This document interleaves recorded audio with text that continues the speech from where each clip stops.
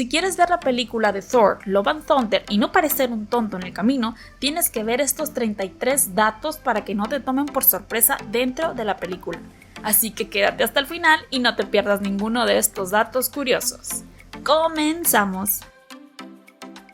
La película hace referencia al uso de un barco caprino tal como aparece en los cómics, y que era un sello para identificar a los asgardianos. Tratará de una crisis de la edad adulta en la que Thor, del lado del superhéroe, estará tratando de encontrar su camino. Thor es el primer superhéroe en conseguir una cuarta película en solitario, ya que los demás, incluidos Iron Man y Capitán América, solo obtuvieron 3 películas. Se usó Sweet Child of Mine de Guns N' Roses para los trailers de la película. El Mjolnir vuelve a unirse. Aún se desconoce cómo, pero por esta descomposición podemos ver que uno de los nuevos ataques de esta superarma es desfragmentarse y atacar a sus oponentes. La primera vez que aparece Gore en los cómics, en Thor, God of Thunder número 2, en el cual Thor viaja con todo su squad a una isla recóndita cuando siente la presencia de Gore, conocido como el carnicero de los dioses. Gore, el carnicero de los dioses. Su principal motivación es vengarse de los dioses, pues cuando los buscó para pedir ayuda lo ignoraron y prefirieron no intervenir. Por esta razón es que Gore pierde a su familia. El primer encuentro entre Thor y Gore la gana el asesino de los dioses. Love and Thunder no es una película hecha al azar, pues tendrá que ver con lo que sucederá posteriormente en la cuarta fase del MC Universe. El lugar en el que Thor está meditando con el árbol parece ser donde Hércules lo hacía también, y a partir de ahí tuvo un gran cambio en su pensar. ¿Pasará lo mismo con Thor? Thor tiene en su espalda un tatuaje de Loki, lo cual nos hace pensar en una posible reunión de hermanos. Si no ahora, probablemente pudiera suceder en un futuro. ¿Tú qué piensas? Aparecerá Zeus. En los cómics tiene 2 papeles, o es amigo o es enemigo. En esta ocasión, ¿qué será? La muerte del Valdigard, un dios y amigo de Thor a manos de Gore. Esta imagen es tomada curiosamente de Thor, God of the Thunder número 3. Valkyria es ahora quien toma las riendas de Asgard y todos los problemas que esto le implican. Si recordamos en la película anterior, Thor es quien le da esta posición a Valkyria, pues le dice que se encargue del nuevo Asgard.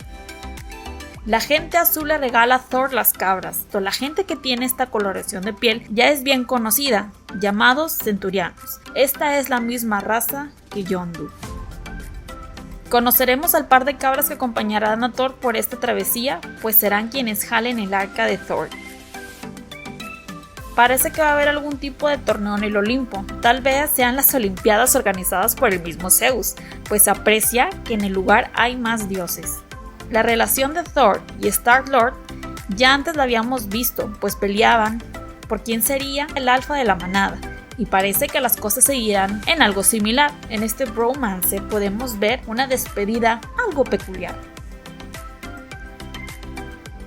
Esta película está conectada a los simbiontes, ya que la espada de Gore está ligada a estos seres, ya que los artículos oficiales para la venta es lo que nos han dado a entender. Groot ya es un adolescente, sin duda Rocket tendrá que lidiar por esta fase de Groot. Jane Foster ahora es Mighty Thor, ya que en los pósters se puede apreciar que en esta ocasión Foster es la portadora del Mjolnir, ya que Thor ya no era digno de sostenerlo luego de los eventos de Axis. En convertirse en Mighty Thor le ayuda a Jane en su tratamiento contra el cáncer, pero solo cuando está como Mighty Thor, pues cuando vuelve a ser Jane parece que empeora su enfermedad. Aún es un misterio si en este punto lo van a tocar en Love and Thunder. Valkyria tiene una batalla cuerpo a cuerpo con Gore. Lo raro es que la vemos usando un rayo y no su espada. La pelea entre Gore y Valkyria parece ser en el reino de las sombras, pues todo se ve en blanco y negro excepto por el rayo y su reflejo. Hay varios personajes que salen en la sala escondida dentro del tráiler. Entre ellas son Lady Death, el vigilante de What If, el Tribunal Viviente, Eternity y Entropy, pues son las entidades cósmicas más poderosas del MCU, lo cual nos hace pensar que tal vez las veamos en un futuro como algo más que estatuas.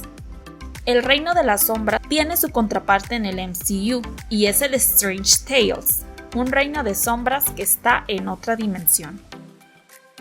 Se ve que también aparecen celestiales en el Olimpo. Podemos pensar que Thor usa el Bifrost y el Stonebreaker por la estela de colores que aparecen en las imágenes, y ya que esta pudiera ser también la razón, la barca en la cual viajan pudiera volar. Vemos que Thor no irá solo en este viaje, pues en él se van a sumar Valkyria, Jane Foster y Krog, quien es ahora su mejor amigo.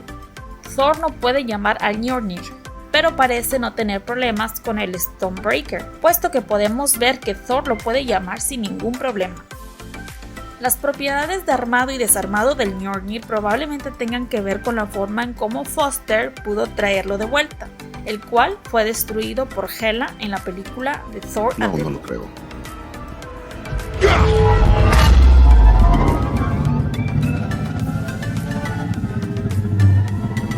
No es posible. Cariño, no tienes idea de qué es posible.